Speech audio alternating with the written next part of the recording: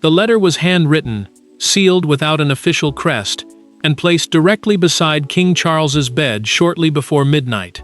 By sunrise, the king had read it twice, cancelled his first meeting, and ordered every senior aide out of the room. But the letter did not remain private. Palace insiders leaked its contents, exposing the desperate warning Camilla delivered on the night before Charles signed the order that would permanently limit her influence inside the monarchy.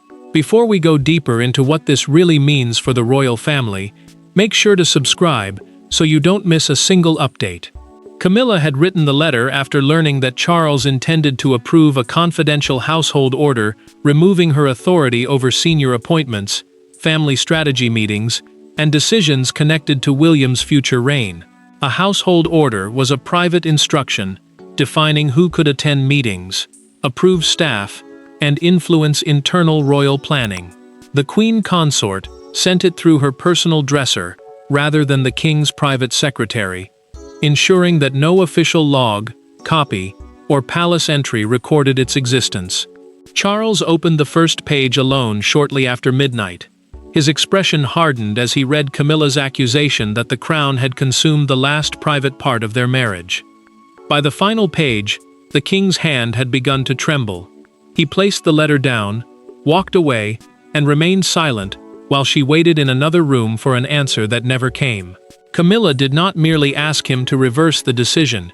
She wrote that she could survive public hatred, cruel headlines, and years of comparison, but she could not survive being quietly abandoned by the man who had promised she would never stand alone.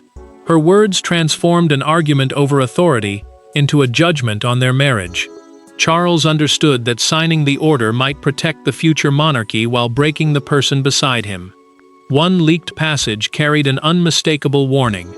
If Charles signed, Camilla would step back from major royal duties and refuse to participate in what she called a carefully staged humiliation. The threat was not resignation from marriage or title, it was withdrawal from the public image of unity the palace depended upon. The final handwritten line appeared beneath her signature. "Do not make me learn from a newspaper that I have already lost you." Charles circled those words in dark ink. That mark proved he had not simply received the letter, he had reacted to it. Yet the most dangerous question remained unanswered. Someone had removed the pages from the king's locked dispatch case, the secure box used for confidential documents, and carried their most damaging passages into the palace corridors. To understand why those final words struck Charles with such force, the story must move beyond the leaked pages and into the private fears of the three people whose futures were tied to his decision. For the public, the crisis appeared to be about royal authority. Inside the family, it was far more painful. Charles believed he was protecting the future of the crown. Camilla believed she was being erased from the life she had sacrificed everything to enter. And William, watching from a careful distance, understood that any decision made that night could reopen wounds the family had spent decades pretending were finally buried. Charles had spent months under pressure to separate his household from William's emerging leadership structure. A royal household was the staff, advisors, and offices serving a senior member of the family. His advisors warned that the monarchy could not prepare for its next reign, while Camilla continued influencing appointments and private discussions affecting the heir. The king understood the argument, but every restriction placed upon his wife felt like a public boundary cutting through their marriage. William supported the order because it protected decisions involving Catherine, George, Charlotte, and Louis. The prince believed matters shaping their duties, security, and future roles had to remain under the direct authority of the sovereign and heir. He was not trying to remove Camilla from Charles's life. He was refusing to let the wider household shape his own family's future through private influence. Camilla experienced that distinction as rejection. Sitting alone with her sister Annabelle, she removed her reading glasses and folded the draft announcement. The Queen Consort said the palace was finally giving official language to what some relatives had always believed. She could stand beside Charles, but never fully belong inside the dynasty. Annabelle tried to reassure her, yet Camilla understood that affection offered in private could not erase authority removed in writing. Charles felt trapped between marriage and succession.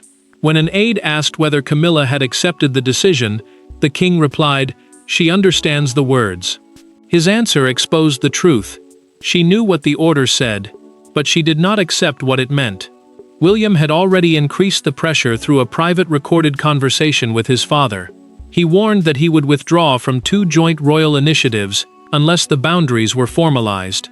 There was no threat of abdication or public rebellion. His restraint made the warning more serious, because Charles knew his son had already decided how far he was prepared to go. Camilla's letter revealed that she knew about the conversation. She accused Charles of allowing William's silence to become stronger than her loyalty. That sentence suggested confidential words spoken between father and son had traveled beyond the king's room. Yet the fracture had begun earlier.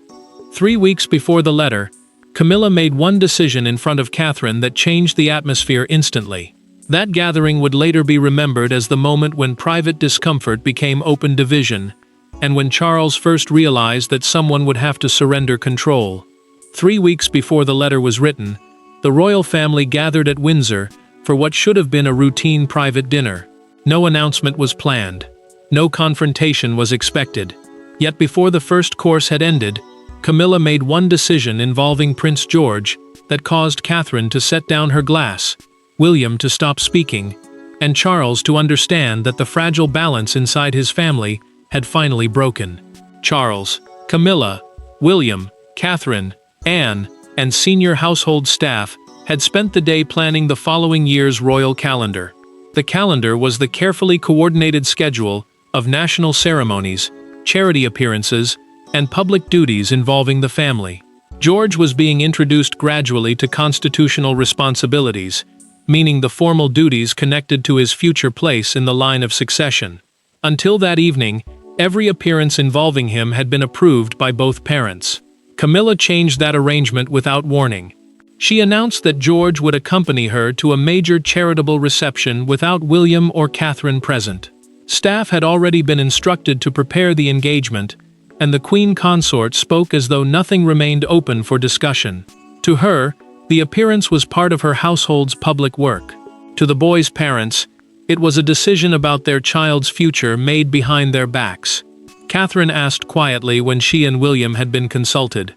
Camilla replied that the reception concerned the Queen's household and therefore fell within her discretion.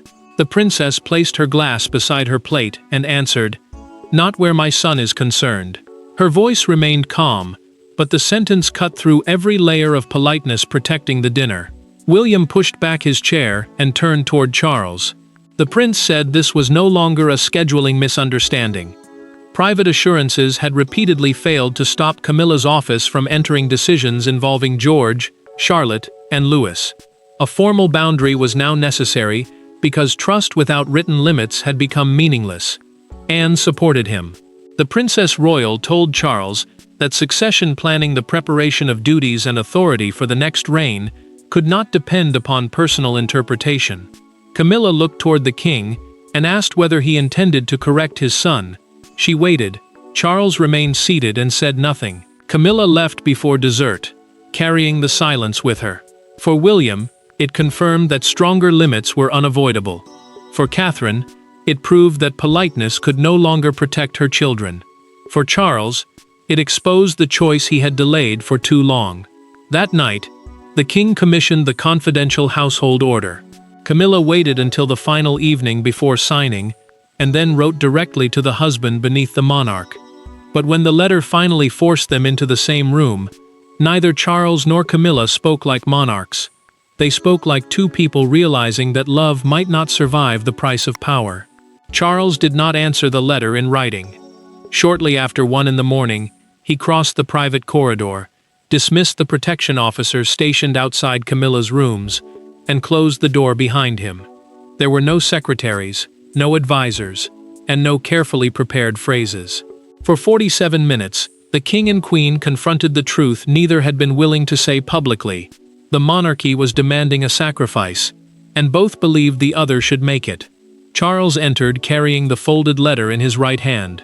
Camilla remained fully dressed beside an untouched cup of tea, watching the marked final page move with every step he took. A household order was a confidential instruction defining which royal office could control appointments, meetings, and family decisions. The king told her it was not punishment. It separated the responsibilities of his reign from William's future court and protected decisions involving George, Charlotte, and Louis from interference by any other household. Camilla heard administration and felt rejection. She reminded Charles that he had trusted her beside him through scandal, grief, accession, and illness. Accession was the moment a new monarch inherited the throne after the previous sovereign's death. She had endured years of condemnation to stand beside him.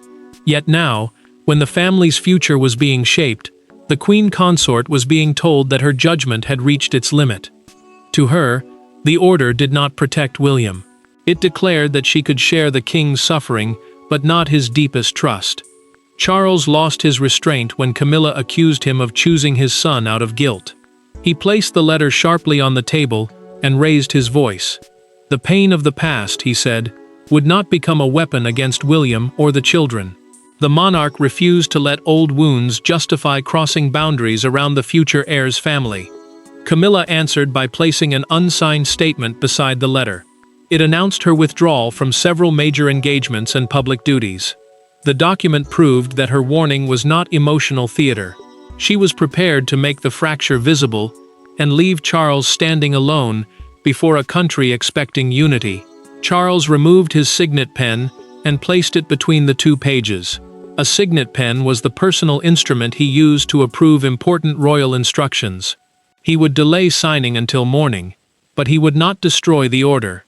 The pause gave Camilla time to reconsider. It did not give her victory.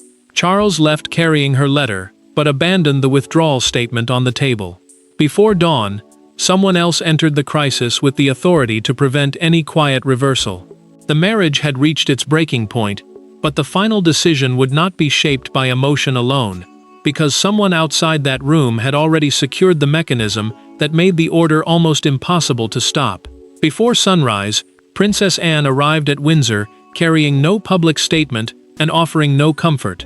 She had been told that Charles might delay the household order, and she understood exactly what delay could become: negotiation, compromise, and eventual retreat. Yet Anne was not acting against her brother's marriage. She believed she was protecting him from making a private promise that the institution would later force him to break publicly. Anne had helped shape the order with the king's principal private secretary and constitutional advisors.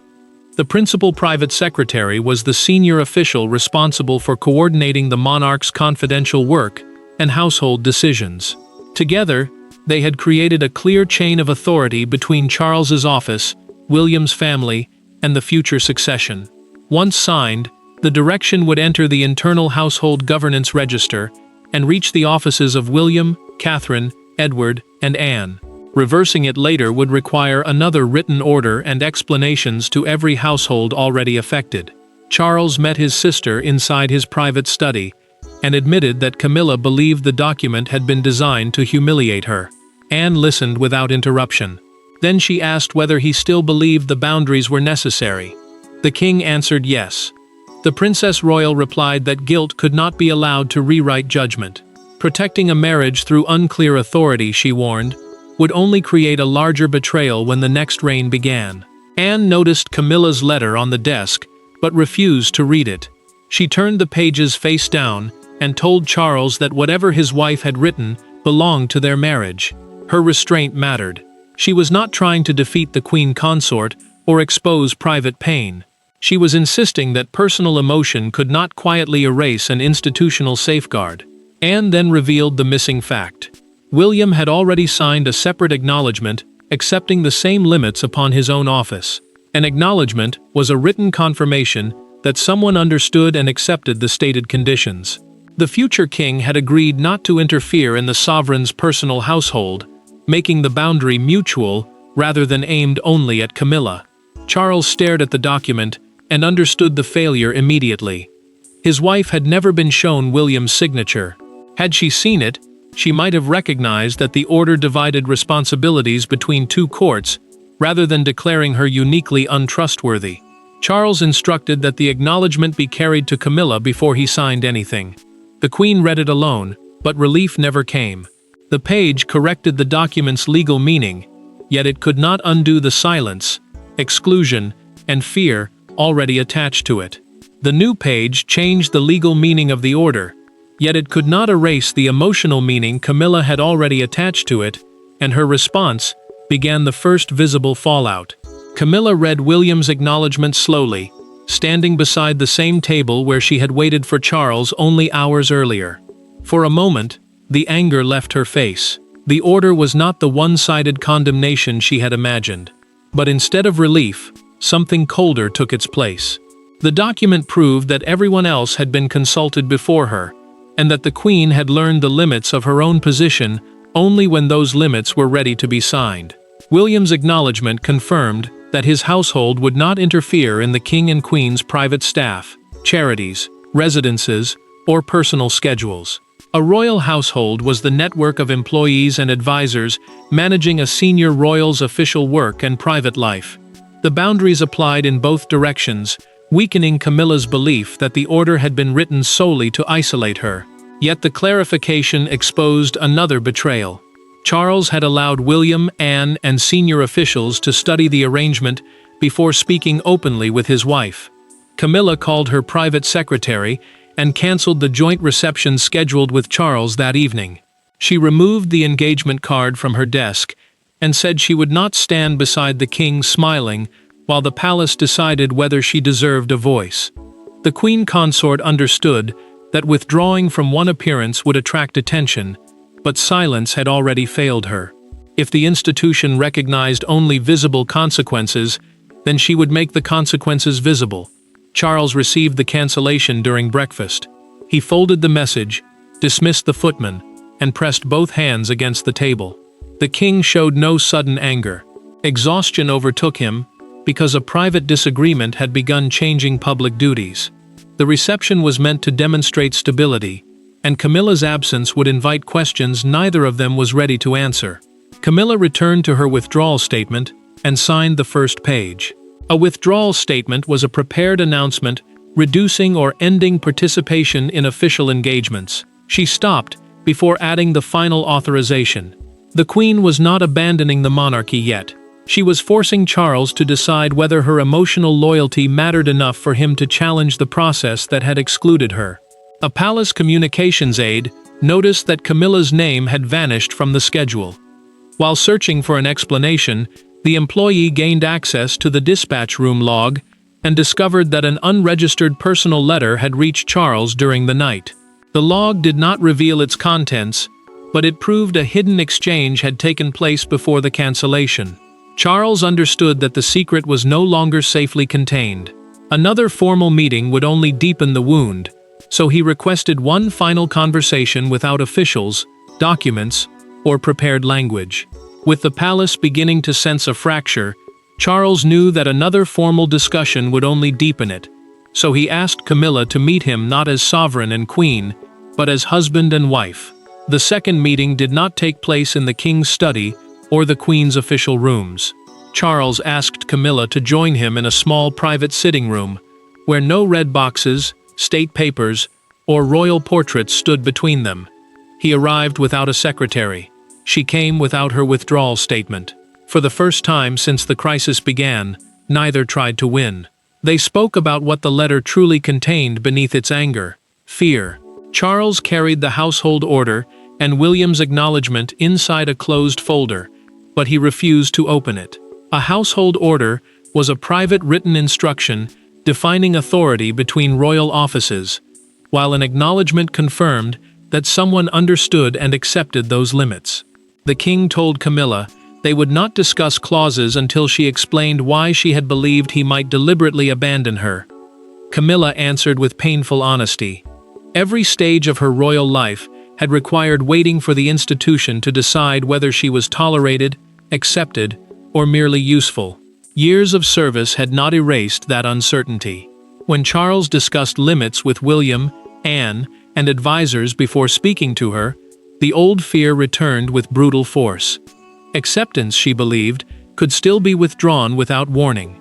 Charles admitted that he had excluded her because he feared she would hear any restriction as rejection. Camilla replied that secrecy had created the very reaction he was trying to prevent. His attempt to protect their marriage had left her feeling deceived inside it. The monarch finally understood that avoiding conflict had not preserved trust. It had removed her chance to face the truth beside him. Camilla asked the question neither had spoken directly. Did Charles believe she had tried to take authority over George? The king paused, then answered that she had crossed a boundary at Windsor. Yet he believed confidence, not malice, had driven her. She had assumed her role allowed the decision. She had not acted to wound Catherine or seize the child. That distinction gave Camilla room to accept fault without accepting the identity of an enemy. Camilla withdrew her ultimatum and agreed to continue public duties. In return, Charles promised to add a consultation clause requiring that she be informed before any future decision directly changed her household role. The clause was a written condition guaranteeing prior discussion rather than another completed decision delivered afterward. Charles opened the folder and signed the order before her. Camilla took the same pen and added her acknowledgement beneath it. Two signatures transformed an imposed restriction into a painful agreement. Their understanding came too late to contain the secret. Someone had already copied the original letter, and its most intimate sentence was moving toward a newspaper editor. The family had finally reached an understanding behind closed doors, only to discover that the world was about to judge the words written before that understanding existed. At 6 the next morning, delivery vans dropped the first editions outside Windsor's gates. Across the front page of the Daily Chronicle, beneath a photograph of Charles and Camilla walking several steps apart, ran 6 words in enormous black type: "Do not let me lose you." The private sentence was no longer a plea between husband and wife. It had become a national headline, and the monarchy's most carefully guarded relationship was suddenly public property. The newspaper published 3 authenticated passages from Camilla's letter. An authenticated passage was wording verified as matching the original document rather than an invented quotation. One extract described her threat to withdraw from major royal duties. Another accused Charles of choosing institutional peace over personal loyalty. The palace responded quickly, confirming that a private communication had been unlawfully removed from a secure royal file, while refusing to discuss its contents or name the suspected employee. Camilla saw the front page at breakfast and said nothing. The queen consort folded the newspaper inward until the quoted sentence disappeared, then asked her secretary whether Charles had read it. Her first fear was not public humiliation.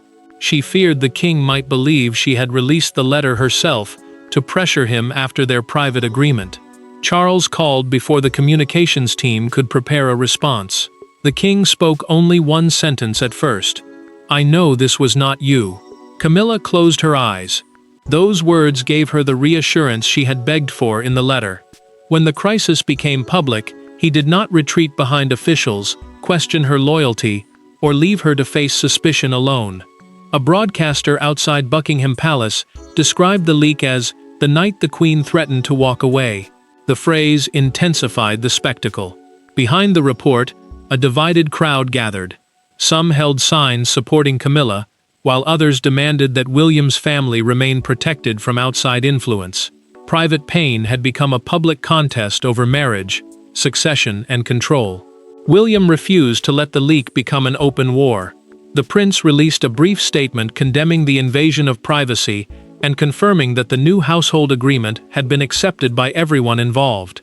His defense of Camilla mattered because it denied the newspaper the conflict it expected. The future king protected the boundaries around his family without using the queen's humiliation as a weapon. By evening, palace officials had contained the institutional crisis. The order remained signed, the agreement remained mutual, and the investigation into the missing letter had begun. Yet Charles still had to answer the emotional accusation at its center. Camilla had asked whether he would stand beside her when standing beside her became difficult. The final verdict would not come from commentators, courtiers, or leaked pages. It would come when Charles stepped before the public and showed whether Camilla still stood beside him. That evening, hundreds of guests waited inside the reception Camilla had nearly cancelled.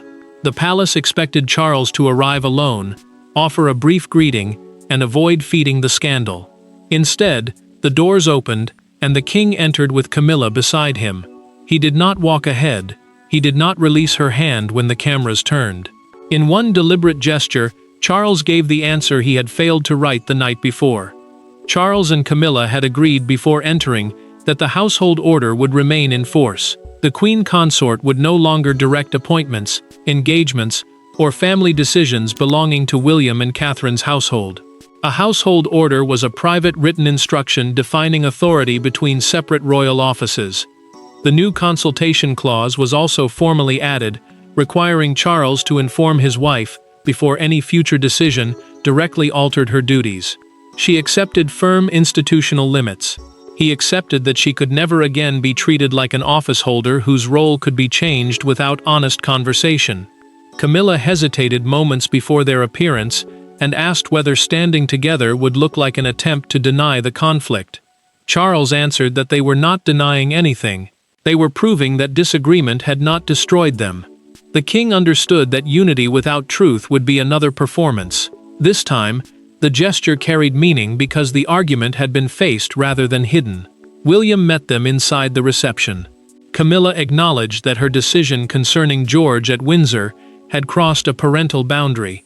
The queen did not defend her confidence or soften the admission. The prince accepted the apology and told her that the leak should never have transformed a private family correction into public punishment. He had wanted limits, not humiliation. The palace investigation identified a communications aide who had copied the letter after discovering its unregistered delivery in the dispatch log. The employee was dismissed. Security procedures were tightened, and the complete original returned to Charles's private archive. A private archive was a protected collection of personal royal papers not intended for public release. No further passages would be published. Charles refused to destroy the letter. He sealed it beside Camilla's signed acknowledgement and added his own handwritten response. The crown required a boundary. Our marriage required honesty. I should have given you both. The crisis ended without a winner. Charles preserved his marriage without weakening the order. Camilla accepted limits without disappearing. William protected his family without turning her into an enemy. Each surrendered something: control, pride, or silence, and the monarchy gained a harder, more durable peace. The letter began as Camilla's fear that she had already lost Charles, but it ended as proof that the crown could set limits without erasing love, and that, for once, the royal family chose honesty before resentment became history. Thanks for watching. Please don't forget to like and subscribe, and we will see you in next one.